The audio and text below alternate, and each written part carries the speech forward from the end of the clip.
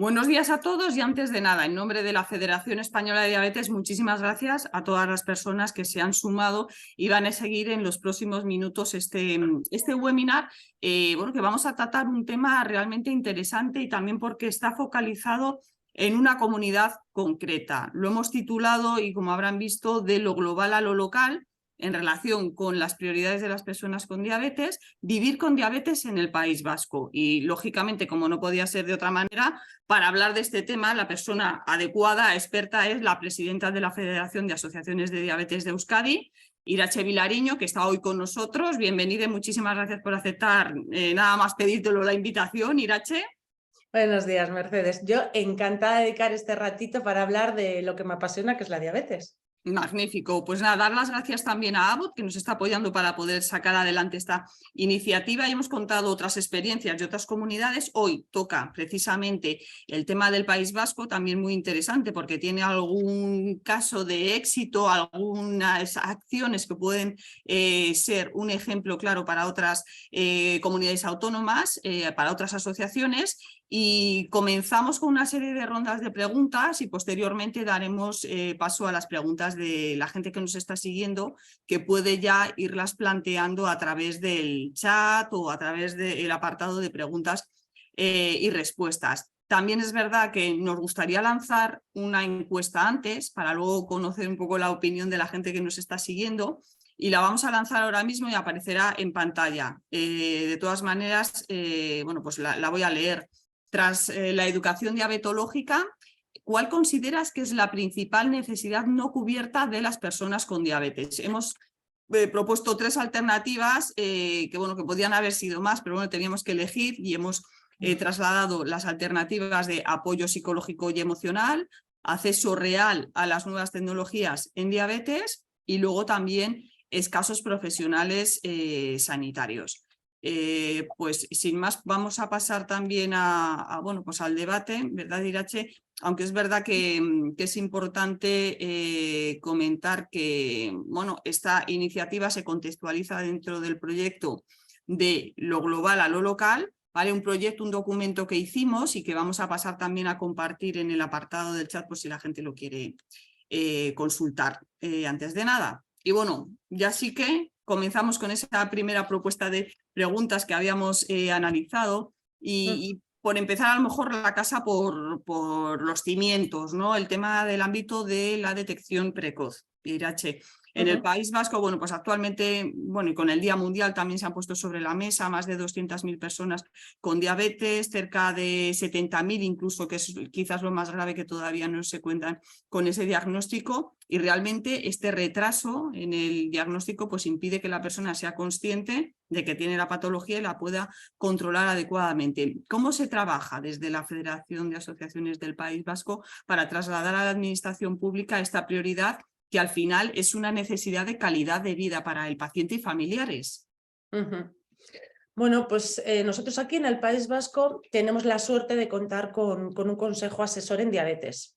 Se creó en el 2006, si no recuerdo mal, en el cual que ahora mismo yo soy vocal y bueno, pues puedo señalar que se está trabajando para prevenir la formación a médicos y a enfermeras de atención primaria.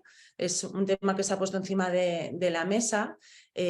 Bueno, el poder ir médicos especializados en diabetes, endocrinos, enfermeras educadoras a diferentes ambulatorios y poder de primera mano explicar y formar quizás a una persona de todo el ambulatorio, pero por lo menos a alguien sobre diabetes, ¿no? De esta forma, una vez que el paciente llega a consulta, pues tener un referente con un programa bien estructurado a la hora de atenderlo, ¿no? Es decir, prevenir y sobre todo si tiene la enfermedad, lo que siempre decimos, ¿no? Tienes la enfermedad, pero este es el tratamiento. Hay una dificultad y es que en la práctica no hay profesionales para realizar esta tarea. Es decir, en el consejo asesor se plantea, se habla, se debate. A la mayoría, por no decir todos, nos parece estupendo esta idea y estamos luchando para ello.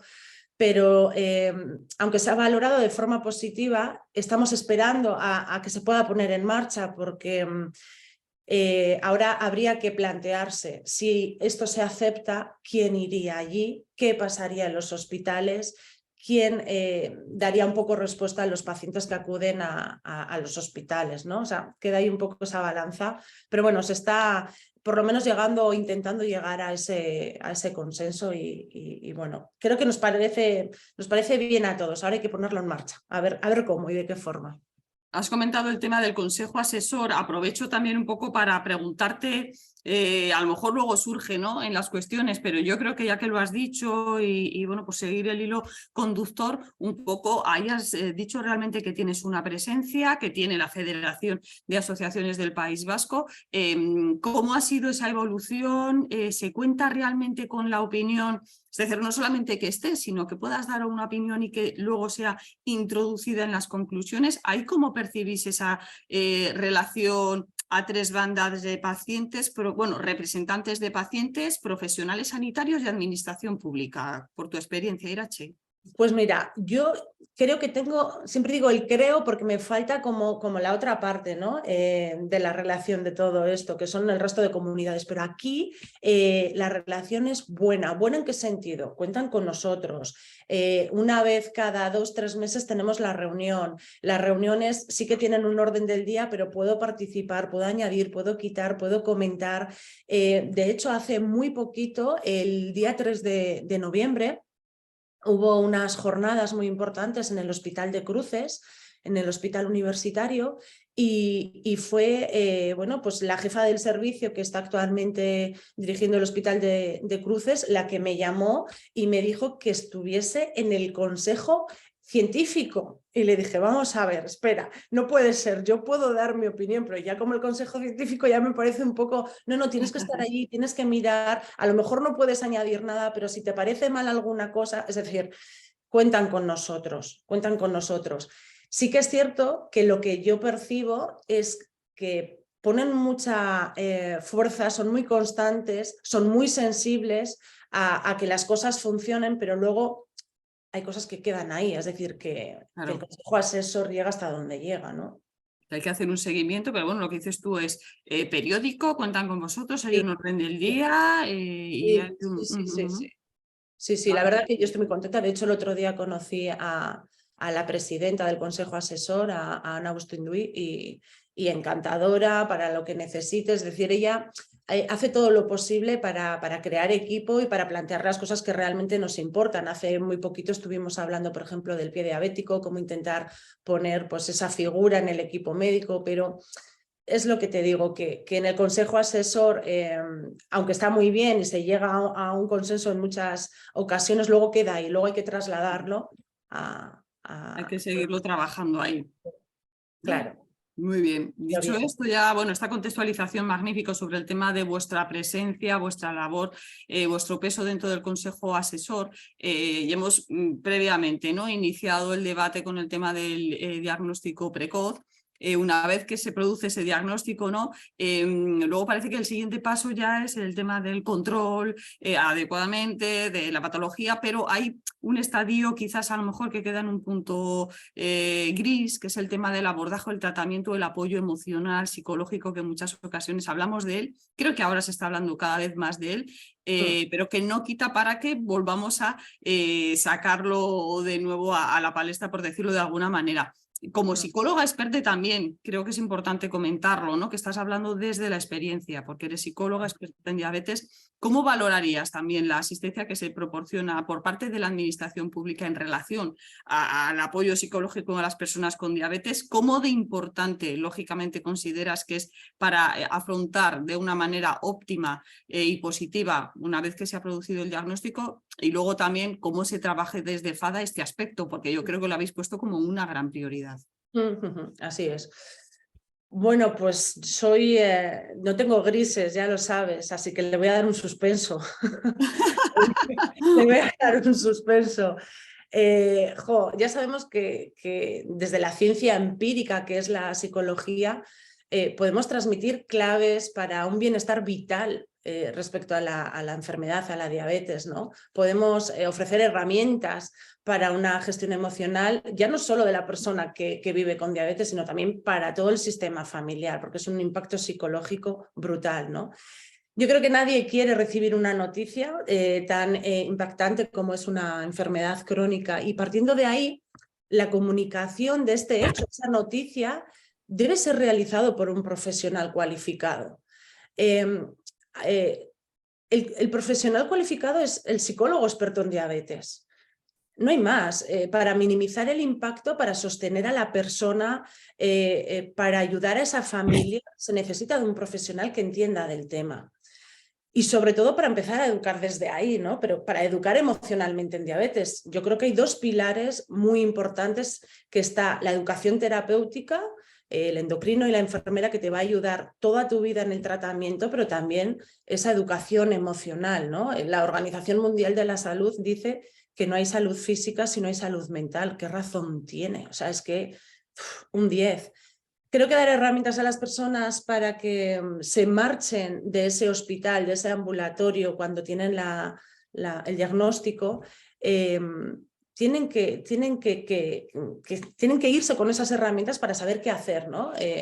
Y sobre todo qué hacer y cómo hacerlo, ¿no? No es tan importante el ser sensibles, hay muchas personas que son sensibles porque sus rasgos de personalidad son así y transmiten muy bien el diagnóstico, pero luego no les dicen cómo llevar emocionalmente eso, y claro, creo que es muy importante, ¿no?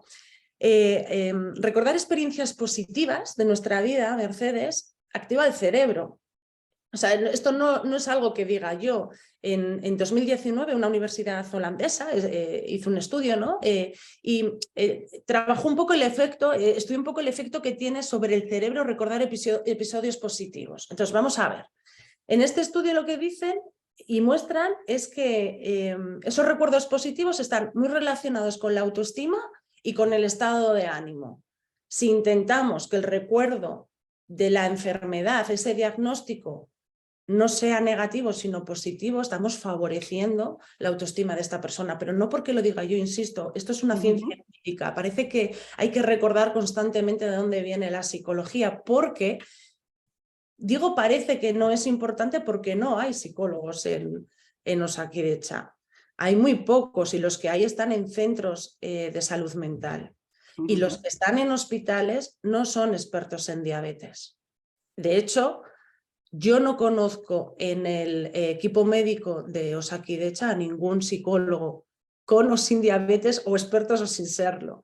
Esto es un problema grave de salud. Seguiría, porque yo con este tema... ya hemos visto esa laguna, pero sí que es verdad que la siguiente pregunta que te he hecho de este tema es decir, cómo, bueno, ya has contestado que es un vacío por parte de la administración, que es muy importante, lógicamente, para el abordaje, y cómo se trabaja desde la FADA, desde la Federación, para suplir todo este vacío, y a lo mejor no sé si habéis visto algún boom después del COVID o no ha habido ningún repunte de esa demanda de apoyo emocional, psicológico por parte de vuestros pacientes. A ver, en FADE tenemos en Asvidia, en Vizcaya, tenemos a dos psicólogas, a Bego Estevez, que ella tiene diabetes tipo 1, su pareja tiene diabetes tipo 1 y su hija tiene diabetes tipo 1. O sea, que experta no es, vamos, 360. Es sí. Y luego también estoy yo, que también tengo diabetes tipo 1. Sí. Damos un servicio, hacemos un apoyo psicológico, que son 3 sesiones que son gratuitas para los socios, y ahí nos encontramos absolutamente de todo, desde debut recientes de diabetes tipo 1, que en realidad vienen los padres, los aitas, desesperados. Pero la palabra es, desesperanza, porque entienden, fíjate, entienden que al no haberles ofrecido el servicio desde Osakidetza, entienden que no es un aspecto importante, entonces se culpabilizan, dicen, bueno, si a mí me dicen que, o a mi hijo nos dicen que tiene un diagnóstico y no nos tratan psicológicamente o no nos ofrecen la posibilidad de estar atendidos emocionalmente, José, que tengo que ser yo fuerte, ¿no? Entonces, claro, es esto es duro a nivel emocional porque no dejas tampoco elaborar bien el duelo. Al final la enfermedad atraviesa un duelo porque estás dejando un poco la salud a un lado, aunque luego te expliquen cómo hacerlo y qué tratamiento tienes que llevar para hacer la vida totalmente igual que hasta el momento, ¿no? de tener el diagnóstico. Sí que es cierto que hay que atravesar ese duelo, ¿no? Pues claro, si no te lo explican, tú entiendes que tienes que ser fuerte. Entonces, claro, ya no es solo uno como padre, sino que también se le transmite eso al hijo. De bueno, tranquilo, que no pasa nada, cuando no tienes que estar tranquilo porque estás nervioso. O tienes que entender que está negando la enfermedad. O tienes que entender que ahora cuando rompe y se enfada contigo y estropea todo, no quiere hacer para nada eso. Está pidiendo ayuda, pero no sabe cómo hacerlo, ¿no?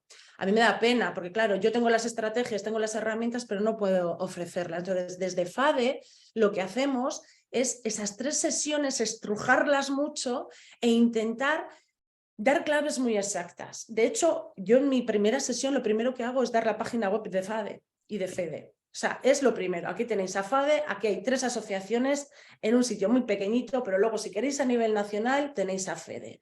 Luego doy la página web, por ejemplo, de la Sociedad Española de Diabetes, la SED. Es decir, que se marchen a casa con información, con poca, pero con información muy, muy veraz y que sea eficiente cuando ellos quieren, ¿no? Cuando están pensando, jo, es que no sé, tengo dudas de esto, otro, pues métete aquí. Si te vas a meter en algún sitio, que no sea Google, que sea en estas páginas, ¿no?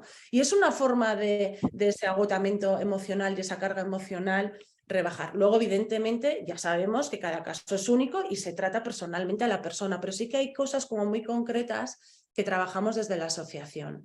Y luego ya una vez que esas 3 consultas las realizan, sí que es por su parte, por parte de la familia o de la persona que tiene diabetes, buscar un psicólogo personal.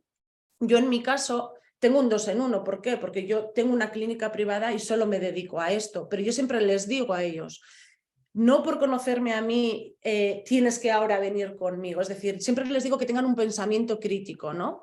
De la misma forma que tú vas a un endocrino o a un médico de atención primaria y a lo mejor hay cosas que no te encajan, siempre les digo, bueno, ahora con toda esta información, relaja, menos ansiedad, piensa y luego toma decisiones, porque si no, también es una forma de crear más ansiedad, ¿no? Parece ser que solo tengo que estar con esta persona y si esta persona no está, no, un poco con la realidad, pero también desde la calma, ¿no? Que cuando quieran decidir ir a algún sitio también sea un poco meditado. Y eso es lo que hacemos desde FADE. Después del COVID, no es que hayamos notado más o menos, porque durante el COVID nosotros estuvimos atendiendo online. Sí. Yo realicé muchísimas llamadas telefónicas en un primer momento y después ya pasamos al tema online y bueno, maravilloso porque podías hacer seguimiento y se puede ayudar igual que lo estamos haciendo ahora. Y el tipo de paciente, has hablado a lo mejor hacer referencia al tema de padres, niños, pero también tipo 2, ¿no? También tipo 2 vemos que es importante ese apoyo, o no tanto, o no perciben cómo tengan que pedirlo tanto como quizás los padres. Vienen, pero el motivo de consulta es totalmente diferente. El de los padres es desde la desesperanza. Yo siempre digo la frase de tu hijo bien, pero tú muerto en vida, y dicen literal, y trabajamos desde ahí, desde mi hijo está en rango, pero yo no puedo, porque no duermo, porque pita el sensor, ¿no? Entonces trabajamos desde esa angustia. No. Y en diabetes tipo 2 es más el familiar acompañante, ¿no? Normalmente es mujer que acompaña a un hombre con diabetes tipo 2, esto es lo habitual, ¿eh? O es que fíjate, es que no está llevando bien su tratamiento, siempre desde la queja de a mí esto me agota, ¿no? Que al final se trabaja siempre en conjunto. Yo soy terapeuta familiar y una de las cosas que más trabajo en consulta es poner a cada uno su rol, ¿no? Que parece como que podemos siempre con todo. Y en diabetes tipo 2 el trabajo está desde la educación en el familiar, que muchas veces no lo tiene, porque da por hecho, es decir, venimos de una generación que gracias a Dios estamos cambiando todo esto, ¿no? Pero venimos, las generaciones que trato son personas con diabetes tipo 2 que vienen todavía con la idea de tengo algo de diabetes, todavía estamos ahí. Entonces, claro, el familiar que viene acompañado con esta persona viene con ese mismo discurso. Entonces, tengo que hacer psicoeducación y después ya intervención psicológica, que no tiene nada que ver. Entonces, un poco educativo de qué es la diabetes tipo 2, quién te está tratando, y a veces incluso tenemos que derivar porque el tratamiento no es adecuado. Ha pasado casos de personas con diabetes tipo 2 que no tienen tratamiento. ¿Cómo que tienes algo de azúcar? Se llama glucosa.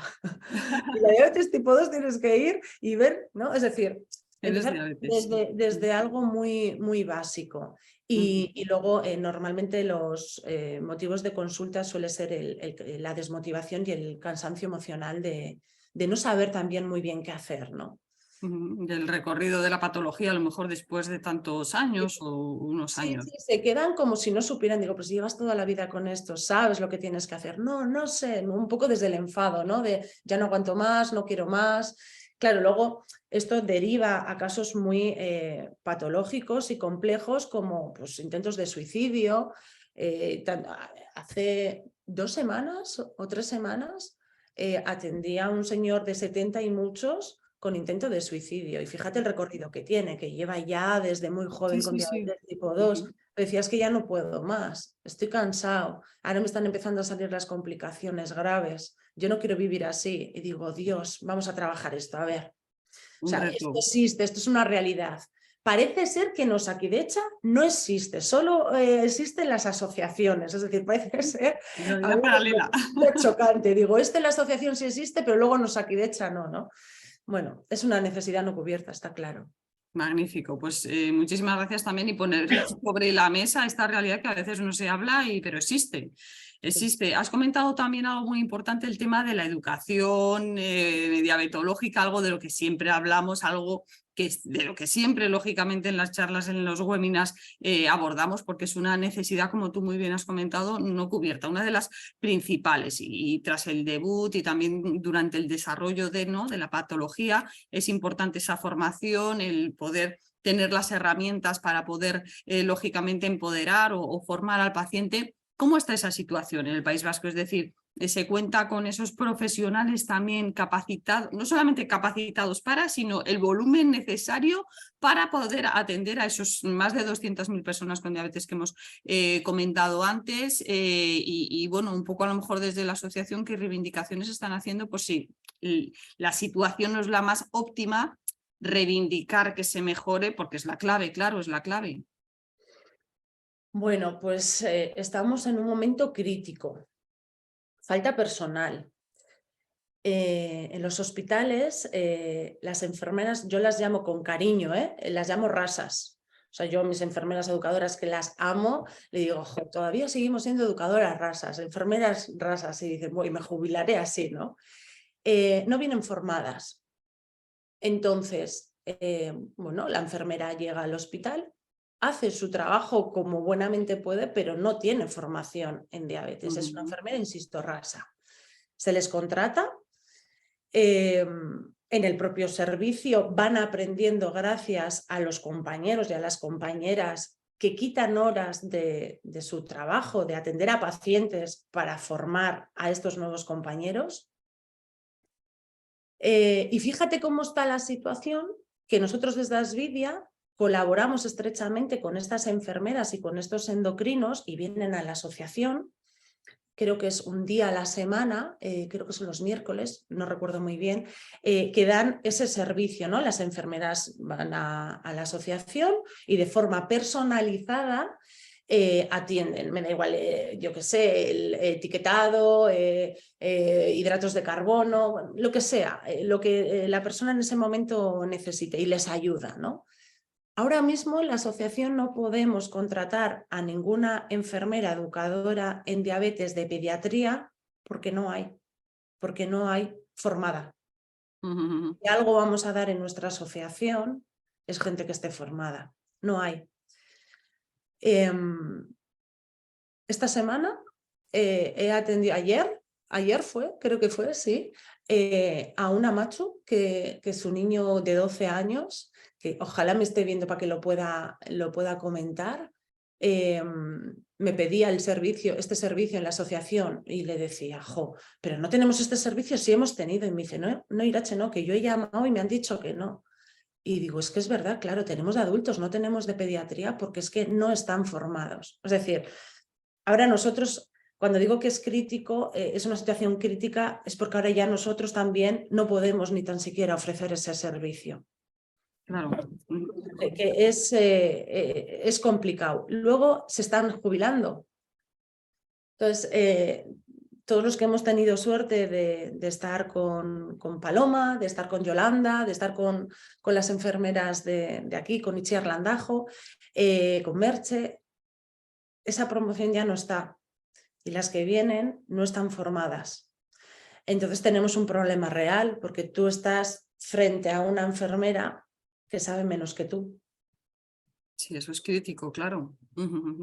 Esa es una realidad. Y ya no me quiero ni imaginar en pediatría. Exacto. Pues otro de los grandes retos que tenéis entonces, ¿no? En el País Vasco, Irache. Sí, es un problema. De hecho, bueno, ya hace poquito he estado con una endocrino de Urduliz y me decía, ¿qué vamos a hacer? Me lo decía ella a mí, ¿qué vamos a hacer? ¿Pero de verdad saben en la situación que estamos? Digo, pues yo no sé si serán muy conscientes o no, yo lo intento. Ya sabes que hace poquito he estado en Madrid con la consejera de Sanidad del País Vasco y he intentado preguntarle a la cara, Gochone, ¿para cuándo enfermeras educadoras en diabetes? No me ha contestado. Me ha contestado y me voy contenta con, a lo mejor tenemos una reunión. Bueno, me voy contenta a medias, porque por lo menos me ha contestado y sé lo difícil que es llegar ahí. Yo me quedo con la idea de que hay que trabajar desde abajo. Yo agradezco a todas las enfermeras rasas que se están convirtiendo en enfermeras educadoras en diabetes por su sensibilidad y su pasión, no porque se lo pongan fácil, porque es así, es una realidad. Me gustaría decirlo de otra forma, pero como yo no tengo grises, pues así lo cuento porque es la realidad. No tenemos gente que nos eduque como necesitamos, que es un programa bien estructurado y que el mensaje, como siempre digo, que todos digan lo mismo. Y aquí no todos decimos lo mismo porque ni tan siquiera está el programa estructurado. Entonces, pues tenemos un problema y es así. Sí, de hecho, un poco, Irache, el tema importante, claro, es esa educación para adelantarnos y lo que has comentado de este caso, ¿no?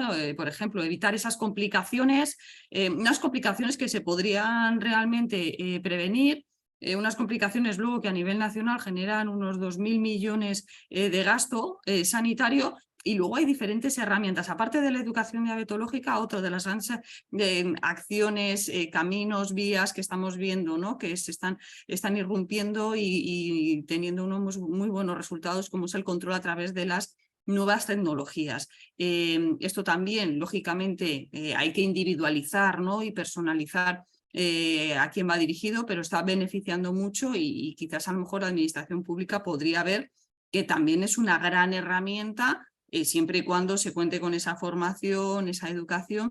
Es consciente también de que, bueno, de hecho también sois pioneros en el País Vasco, ¿no? En la introducción de una serie de innovaciones, pero se es consciente de que no es un gasto, sino todo lo contrario, una inversión y que luego al final puedes ahorrar para invertir en, por ejemplo, educadoras, que me estás diciendo que hay nada, o sea, algo realmente grave. A mí, es que a mí me sorprende que la administración pública no revise esos datos y si los revisa, no sé qué hace con ellos. O sea, por un lado yo creo que no quiere escuchar en detalle cómo podría reducirse el gasto sanitario. Fíjate, no quiere escuchar, porque es que si no, no lo entiendo. Porque si escucha y revisa los datos, no entiendo por qué esto no... Vamos a ver, yo pongo dos ejemplos, una persona A y una persona B. Una persona A que tiene diabetes, con un tratamiento individualizado y personalizado. Esta persona, ¿qué hace? Reduce ingresos hospitalarios. Esta persona reduce llamadas telefónicas, llamadas al 112 en 1000 situaciones que se pueden dar.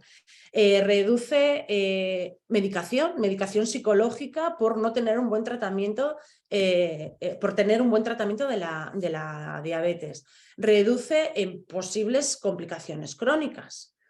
Esto es una persona con un tratamiento individualizado y con tecnología que va acorde a actual, ¿no? Que siempre estamos hablando de nueva tecnología, pero es que nunca llega, ¿no? Y que cuando llega, pues de esa forma, vale. Y luego tenemos una persona B, que tiene diabetes, pero sin un tratamiento individualizado, aumenta los ingresos hospitalarios, aumenta esas llamadas telefónicas, esa llamada al 112 por urgencias, por lo que os comento, por 1000 situaciones que pueden ocurrir. Evidentemente van a aumentar los psicofármacos, porque no está bien atendida, porque se siente culpable, porque se siente mal, porque se siente no, porque es que en realidad está mal, es que es un sentimiento real, ¿no?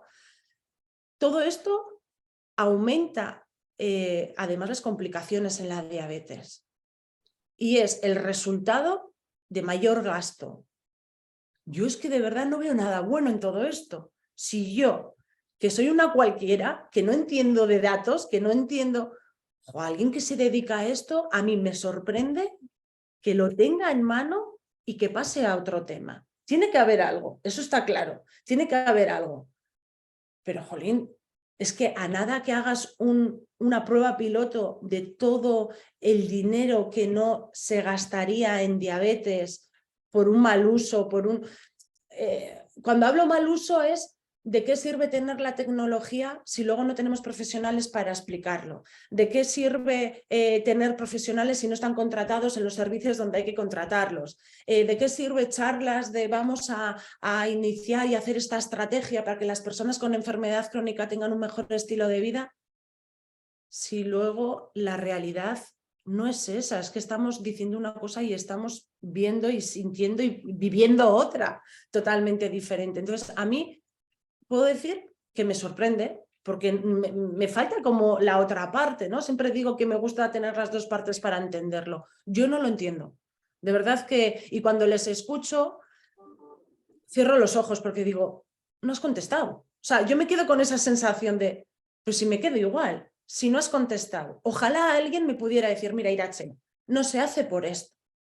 Digo, bueno, pues nos lo planteamos. Es por esto, no se puede hacer. Pero es que la primera frase en titular y en negrito y subrayado siempre es, sí, nosotros apostamos por esto.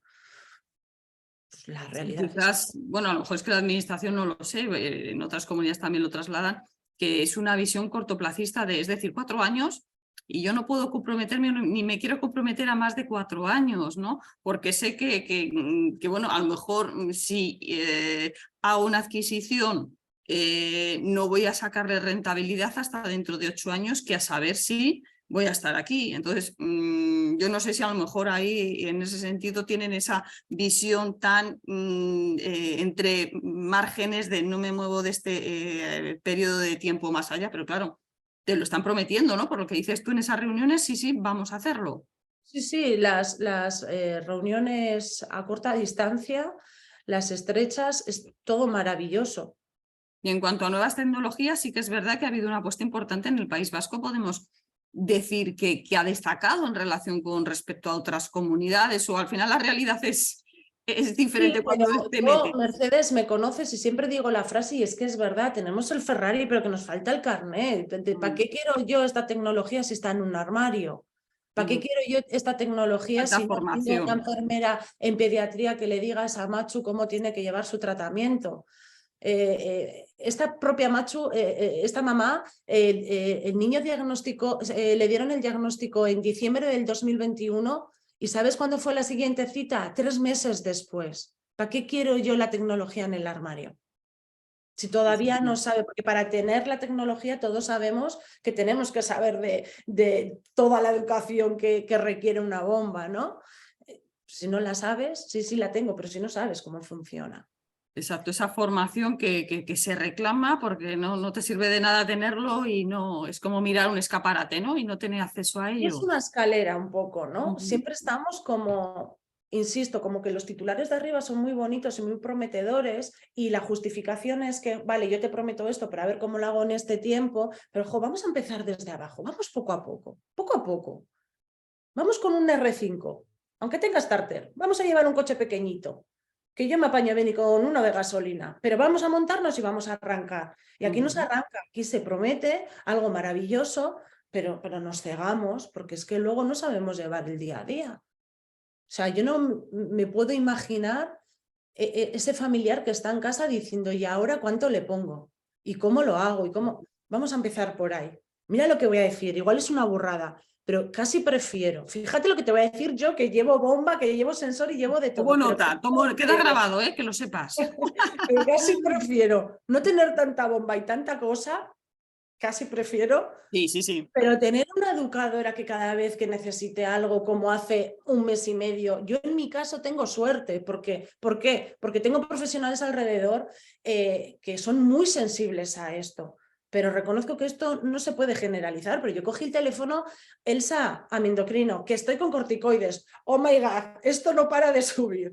Hace esto, pero si ya sabes cómo tienes que hacer, ya lo he hecho, pero esa atención es mucho mejor que tanta tecnología si no sabemos usarla, si no nos la dan. Exacto. De hecho, también en el siguiente apartado, ¿no? El tema de la asistencia sanitaria, hemos visto también que, bueno, a lo largo de estas rondas de preguntas, que hay diferentes tipos de pacientes, el tema de la educación diabetológica es muy importante, el control de la patología es clave. Hemos visto que con la evolución, el tema del COVID-19, pues están apareciendo también esa asistencia bueno, pues a través de la telemedicina, teleasistencia, un seguimiento no tan presencial. ¿Cómo está eso en el País Vasco, por un lado? Por otro lado, si tú crees que es realista a día de hoy, porque se cuenta con esa o no infraestructura, y luego si vale para todos los pacientes o no, porque aunque no tenga por qué ser presencial, a lo mejor una persona mayor pues no tiene la capacidad o no se ve en la posibilidad de acceder a la telemedicina para acceder a su profesional. ¿Cómo está eso? Pues mira, es buena pregunta. Y te estaba escuchando y me ha venido a la cabeza, fíjate, zapatos. Creo que cada persona tenemos un número de calzado, ¿no? Yo uso el 39 y sabes muy bien que me encantan los tacones. Pero eso no quiere decir que le gusta a todo el mundo, ¿no? Ni que le venga bien, ni el 39 ni el tacón. Creo que sí hay personas que pueden hacer uso de la telemedicina y ser adecuado para ambas partes, tanto para el profesional, para el endocrino o la enfermera educadora, como para la persona que tiene diabetes y su familia. Pero por otro lado, también se ha observado durante la pandemia que esto se realizó y los especialistas no estaban tan contentos. Es decir, no era efectivo el tratamiento en determinadas personas. Por ejemplo, en adultos de edad avanzada no entendían las prescripciones que se le estaba dando desde el hospital, ¿no? Te tienes que poner tanto, no, a ver, repasa, pero entonces, ¿hoy cuándo cambio? Claro, la gente necesita muchas veces esa atención personalizada, ese mirar a los ojos, no estar mirando al ordenador, no estar mirando a la bomba, sino mirar y decir, estoy aquí, ¿qué necesitas? Y voy a ayudarte. Se necesita eso también. En la telemedicina se puede hacer, pero no para todo el mundo. Hay una persona mayor con muchísimas ganas de saber y está atendiendo más a qué me ha dicho y que cuelga el teléfono. Vale, ¿y esto qué día era? Porque esto es una realidad, ¿no? De colgar el teléfono y volver a llamar. Oye, todo lo que he anotado, ¿para cuándo era? Es decir, el mensaje no ha llegado. He copiado todo lo que me has dicho, pero ese feedback no ha llegado, ¿no? También decían que las endocrinos se habían encontrado con la situación de mañana te llamo a las 10 de la mañana y hacemos la consulta por videollamada y esa persona no aparecer, no estar ahí. Claro, esa persona no aparecer, no estar ahí por X motivos significa paso al siguiente y luego vuelvo a llamar al primero. Pero es que el segundo, cuando casualidad pasa lo mismo, es paso al tercero y el segundo y el primero, tiempo que no hay. Porque si ese tiempo yo lo estoy reduciendo porque voy a formar al profesional que no tengo formado y además voy a ir a los ambulatorios y a otros centros a explicar a esas enfermeras qué es la diabetes y además yo como endocrino y enfermera quiero seguir bueno, pues trabajando en mi trabajo real, en mi oficina y atendiendo a pacientes, pues ya me dirás tú cómo se hace. Es decir, es más trabajo, menos tiempo, menos atención, menos calidad. Entonces creo que es relativo. Claro, si ponemos el ejemplo de una llamada rápida de una persona que totalmente es muy eficaz, que es muy Claro. receptiva y totalmente de acuerdo, pero por eso creo bueno, que el calzado está bien, ¿no? Saber que cuando salimos a la calle no vamos en zapatillas de casa. Entonces hay que saber que hay mucho calzado, pero hay que saber en qué lugar llevar qué calzado, ¿no? Y aquí igual la telemedicina está muy bien, pero creo que hay que saber a qué personas exactamente le viene bien eso. Y eso es todo un estudio y es más tiempo. Exacto, Creo sí, que sí. es Y, complicado. y es algo que has comentado también, el tema de, es decir, los profesionales que están comprometidos también están muy saturados y que cuando conciertan esas llamadas que has comentado tú, luego no hay nadie al otro lado o no contesta nadie, perdiendo ese horario, También, ¿cómo ves el tema de que es importante? Es decir, oye, los pacientes tenemos nuestros derechos, exigimos cubrir esas necesidades, pero también es importante esas responsabilidades también del propio colectivo, claro, que no se da cuenta que el no aparecer tiene muchas implicaciones para efecto de bola de nieve, ¿no? Por decirlo de alguna manera.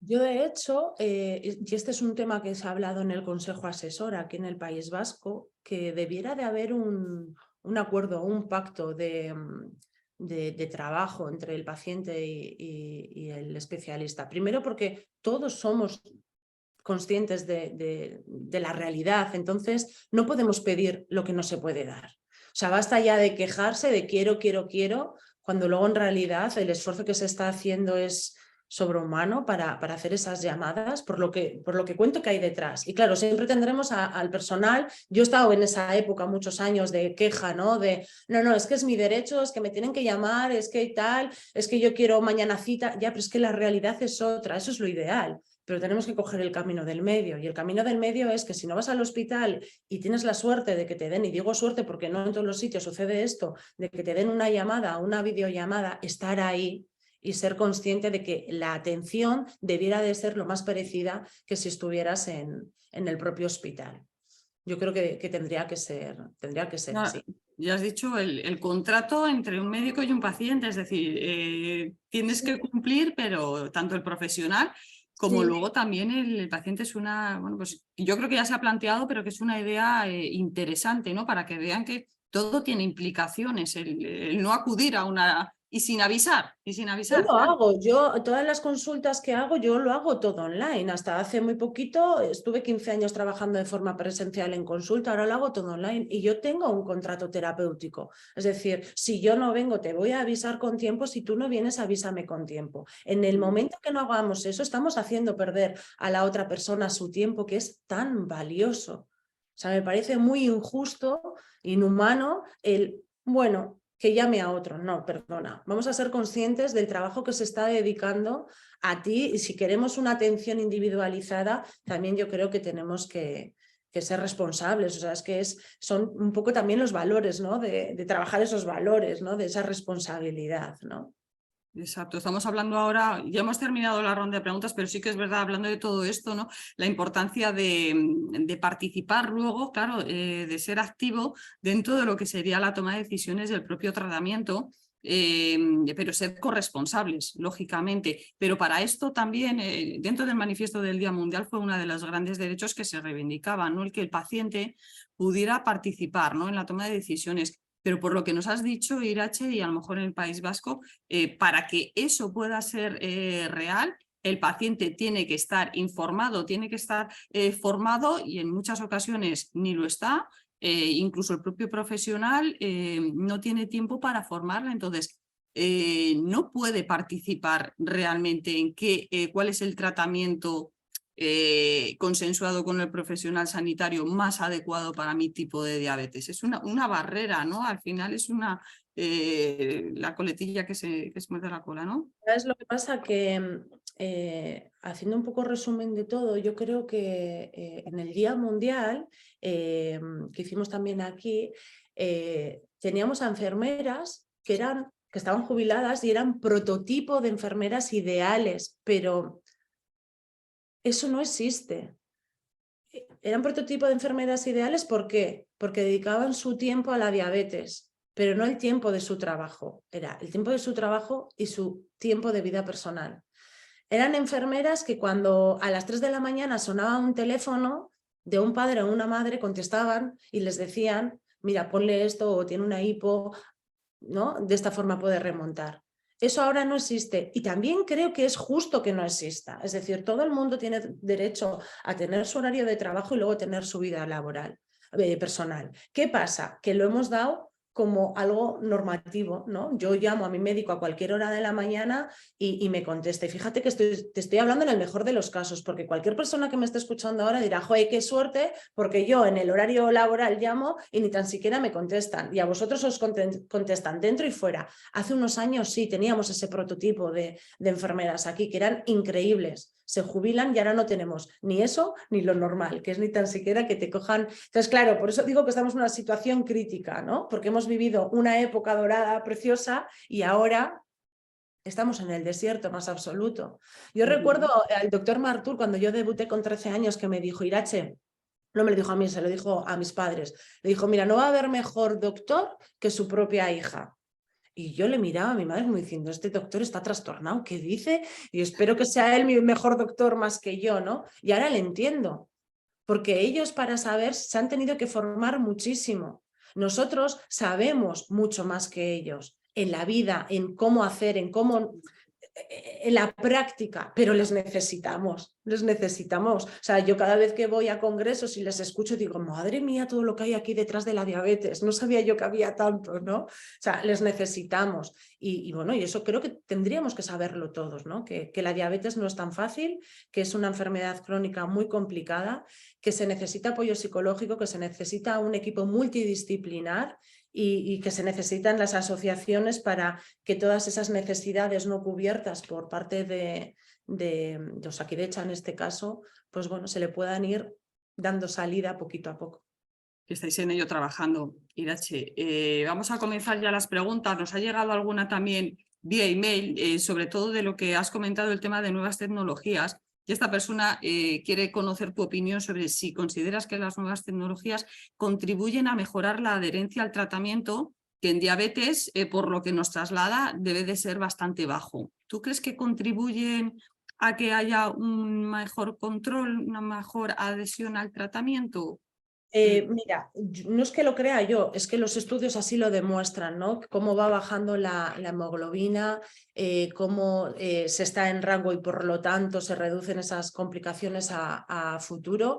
Y en cuanto a calidad de vida emocional, si se refiere a eso, porque los estudios están ahí, yo no soy médico y jamás voy a decir cosas que no sepa, pero sí que cuando he ido a estos congresos de gente muy, muy entendida, como digo yo, la fuente de la sabiduría, dicen esto, que está claro que mejora la calidad de vida.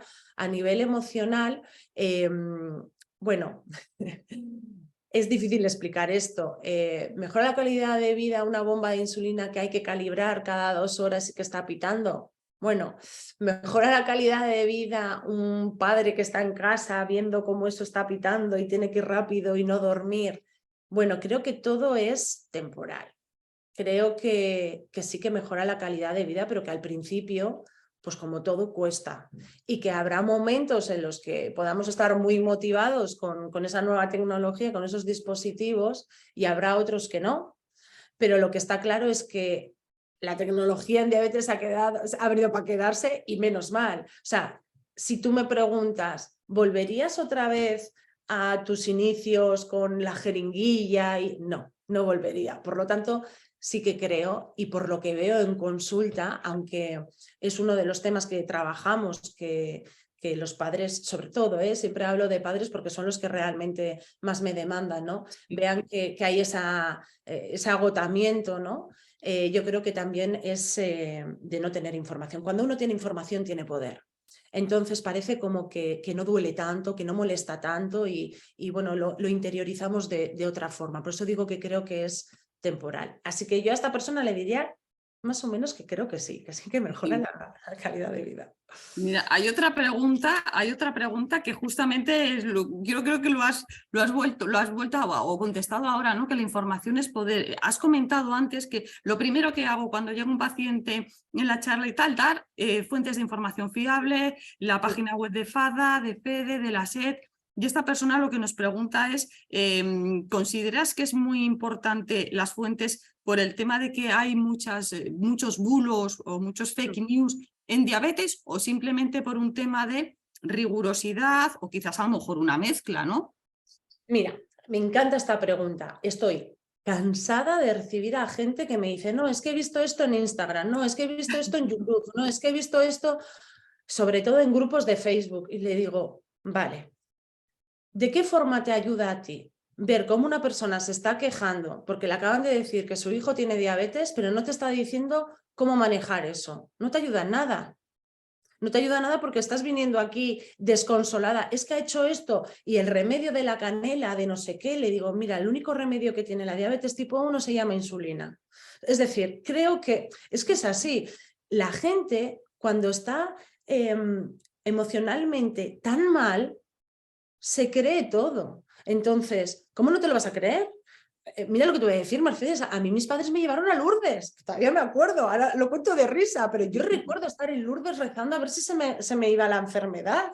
Pues tuve otro aprendizaje, ¿no? Pues conocí toda aquella zona y muy bonito, pero pues no, cuando uno está desesperado hace lo imposible, pero lo que tenemos que hacer es, yo creo que todo lo contrario, dejar de escuchar tanto, tener una mirada crítica, ir a profesionales, saber a dónde no ir, y cuando vayas a ese Facebook, Instagram o YouTube, tener esa mirada crítica y decir, bueno, ahora de aquí yo qué recojo. Pues fíjate, recojo el testimonio, a ver si puedo ayudarle a esta persona, ¿no? Pero no voy a recoger que está usando no sé qué remedio o... ¿no? Creo que hay que tener muchísimo cuidado y sobre todo al principio, porque vamos a juntar esto, ahora voy a juntar una bomba y es, si yo acabo de tener mi recién diagnóstico, vamos a poner incluso con diabetes tipo 2, porque estoy poniendo mucho ejemplo de tipo 1, me acaban de decir que tengo diabetes tipo 2, desde mi no información, ya no digo ignorancia, porque tampoco quiero ser mala, pero es que es una realidad, desde mi no información,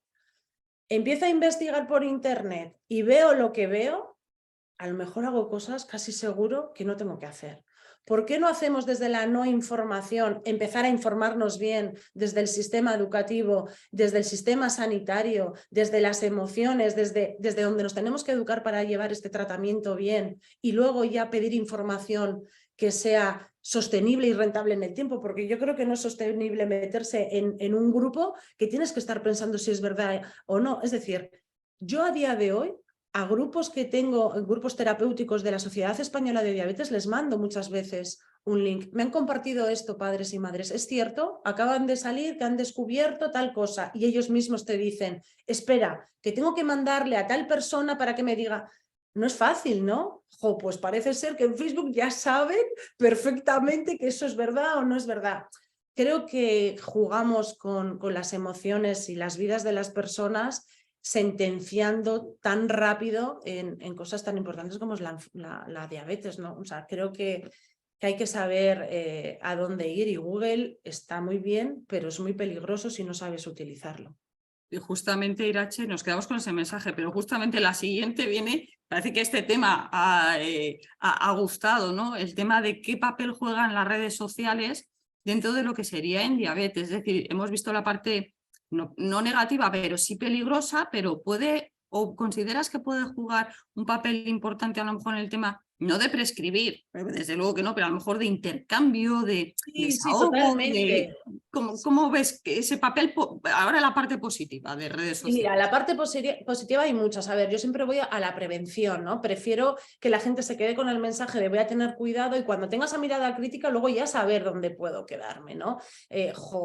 Hay 1000 sitios donde te puedo derivar ahora mismo el Yeti azucarado, la Travadelo, Don Sacarino, Iñaki Lorente Sí, de sí, hombre, por supuesto. psicología. O sea, 1000 sitios, claro que sí, que nos dan muy buena información. Pero creo que dentro de esa escalera que comento, creo que no debe de ser la primera. Y yo cierro los ojos y si yo soy madre y me acaban de decir que mi hija tiene diabetes y estoy en esa sala de hospital, te prometo, Mercedes, que lo primero que voy a hacer es sacar el móvil y preguntar sobre diabetes, porque lo voy a hacer.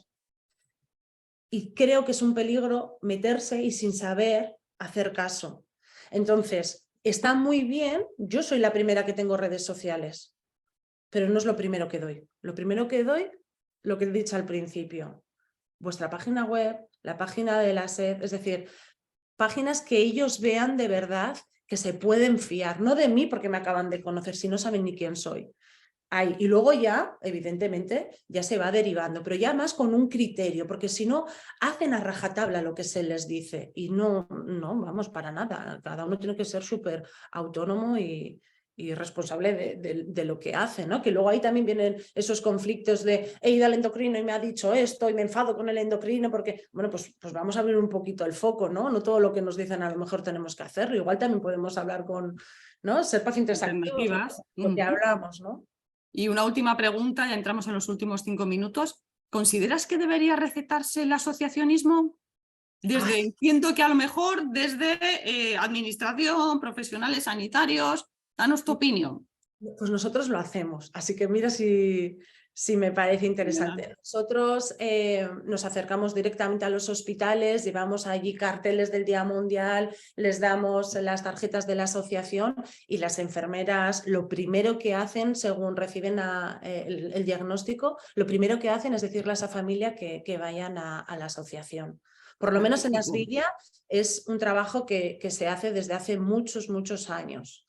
Para que sepan que según salgan de ahí ya tienen ese primer apoyo. Luego ya queda ese trabajo, ¿no? Que tenemos que hacer pues para que la persona realmente venga, darle su tiempo, que cada uno tiene su ritmo y es muy respetable, pero yo creo que es que sin eso, ¿cómo llegan? Es muy difícil llegar a una persona que le acaban de dar un mundo totalmente nuevo, que no sabe nada. Volveríamos a lo que acabamos de comentar de entrar en Google, ¿no? Y es difícil. Creo que tiene que ser desde ahí, vamos, sí. Es más, voy a rizar el rizo.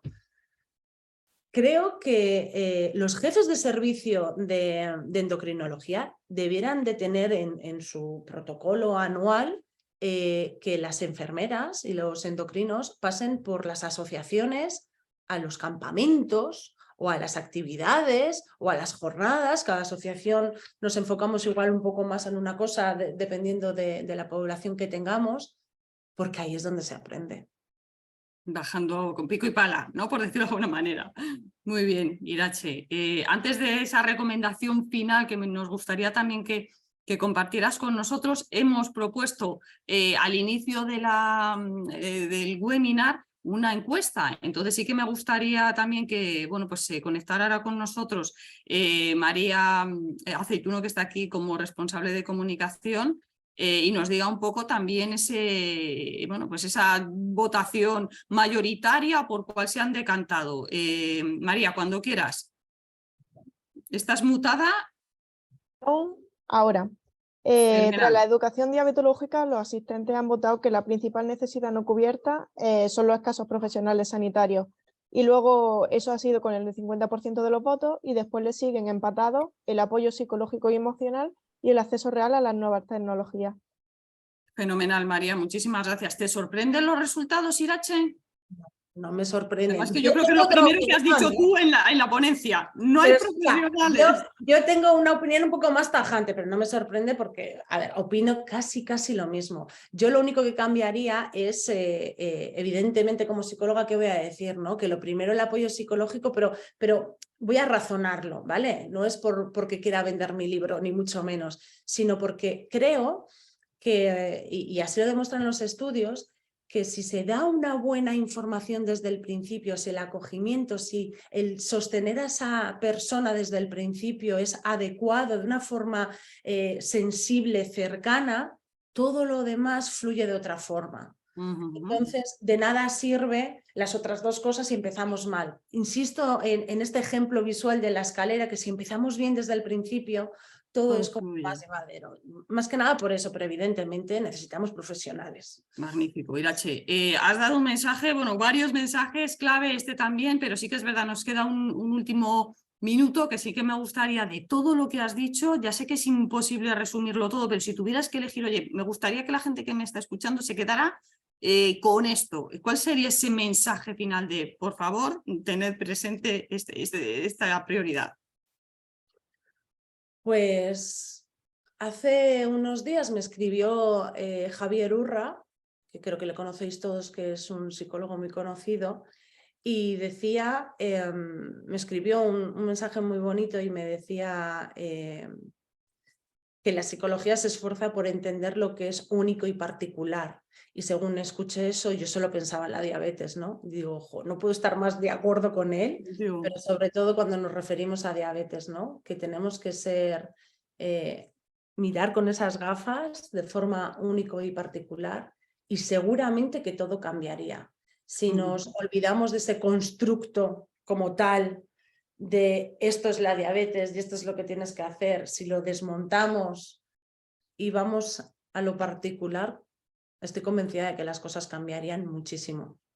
Magnífico, pues nos quedamos con ese mensaje, ¿no? De más de mirar de fuera a dentro y no tanto de dentro a fuera. Irache, y ha sido un placer estar contigo esta hora, podríamos estar más, sin duda, sin duda.